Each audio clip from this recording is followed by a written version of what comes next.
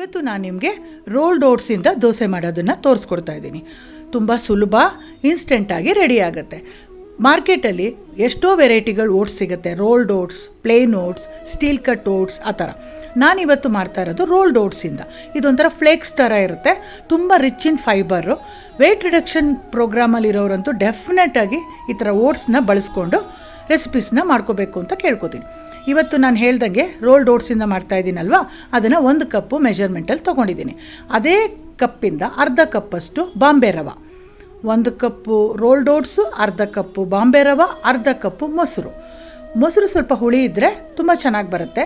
ಇರಲಿಲ್ಲ ಅಂದರೂ no problem, ಚೆನ್ನಾಗೇ ಬರುತ್ತೆ. ಈಗ ಮಿಕ್ಸ್ ಮಾಡಿಬಿಟ್ಟು ಅರ್ಧ ಕಪ್ಪಷ್ಟು ನೀರು ಸೇರಿಸಿ ಒಂದು ಅರ್ಧ ಗಂಟೆ ಓಟ್ಸ್ ಎಲ್ಲ ನೆನೀಲಿಕ್ಕೆ ಬಿಟ್ಬಿಡಿ. ಒಂದು ಅರ್ಧ ಗಂಟೆ ಚೆನ್ನಾಗಿ ನೆಂದ ಮೇಲೆ ಮಿಕ್ಸಿ ಜಾರಲ್ಲಿ ರೆಗ್ಯುಲರ್ ದೋಸೆ ಹಿಟ್ಟು ಹೇಗೆ ರುಬ್ತಿರೋ ಹಾಗೇ ರುಬ್ಕೋಬೇಕಾಗತ್ತೆ.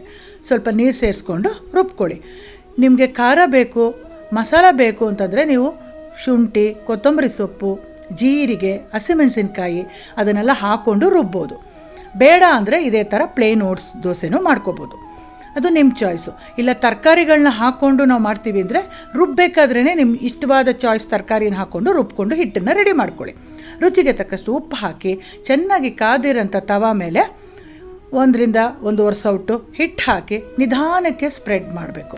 ಮಾಮೂಲಿ ಅಕ್ಕಿ ದೋಸೆ ಥರ ತುಂಬ ಜೋರಾಗಿ ಸ್ಪ್ರೆಡ್ ಮಾಡಿದ್ರೆ ಇದು ಸ್ಟಿಕ್ಕಿ ನೇಚರ್ ಇರೋದ್ರಿಂದ ಬೇಗ ಹರಿಯೋಂಥ ಚಾನ್ಸಸ್ ಇರುತ್ತೆ. ಹಾಗಾಗಿ ನಿಧಾನಕ್ಕೆ ಮಾಡಿಕೊಂಡ್ರೆ ತುಂಬ ಚೆನ್ನಾಗಿ ಬರುತ್ತೆ. ಇದರಲ್ಲಿ ಶೇಪು ಮತ್ತು ಕ್ರಿಸ್ಪು ಅಂಥದ್ದೆಲ್ಲ ನೋಡೋದಕ್ಕಿಂತ ಹೆಲ್ತ್ ಬೆನಿಫಿಟ್ ಇರುತ್ತೆ ಅನ್ನೋ ಕಾರಣಕ್ಕೆ ಓಟ್ಸಿಂದ ಮಾಡ್ಕೊಳ್ಳಿ. ತುಂಬಾ ಟೇಸ್ಟಿಯಾಗಿರುತ್ತೆ. ಅವಾಗವಾಗ ನೀವು ಮಾಡಿಕೊಂಡ್ರೆ ನಾನು ಆಗಲೇ ಹೇಳ್ದಂಗೆ ಫೈಬರ್ ಜಾಸ್ತಿ ಇರೋದ್ರಿಂದ ತುಂಬಾ ಹೆಲ್ತ್ಗೆ ಒಳ್ಳೆಯದು.